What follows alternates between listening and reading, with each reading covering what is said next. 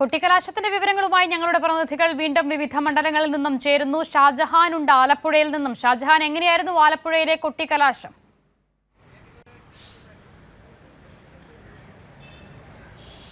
അസിത, വളരെയധികം ആവേശമായിരുന്നു നമുക്ക് ആലപ്പുഴയിലെ കൊട്ടിക്കലാശത്തിൽ കാണാൻ സാധിച്ചത്. കഴിഞ്ഞ തവണത്തേക്കാൾ കൂടുതൽ ജനപങ്കാളിത്തം ആരിഫിൻ്റെ ഇത്തവണത്തെ കൊട്ടിക്കലാശത്തിലുണ്ടായിരുന്നു.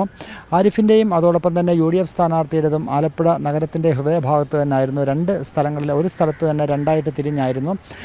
അതുകൊണ്ട് തന്നെ പോലീസ് പ്രത്യേകം സുരക്ഷിതത്വമൊക്കെ ഏർപ്പെടുത്തിക്കൊണ്ടാണ് രണ്ട് വിഭാഗങ്ങളെ മാറ്റി നിർത്തിക്കൊണ്ടും കൊട്ടിക്കലാശം അരങ്ങേറിയത്.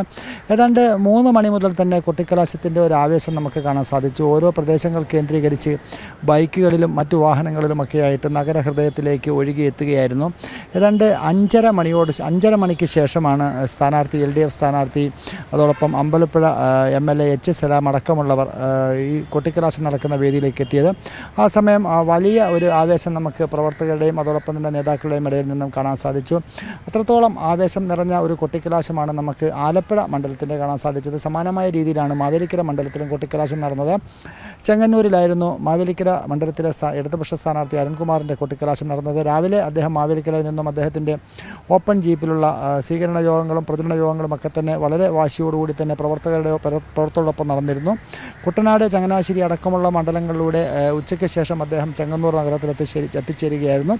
ചെങ്ങന്നൂർ KSRTC സ്റ്റാൻഡിന് സമീപമാണ് അദ്ദേഹത്തിൻ്റെ കൊട്ടിക്കലാശം നടന്നത്.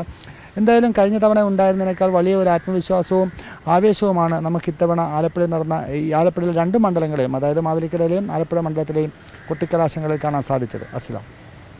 ശരി, ആലപ്പുഴ മാവേലിക്കര മണ്ഡലത്തിലെ വിവരങ്ങളാണ് ഷാജഹാൻ പങ്കുവച്ചത്.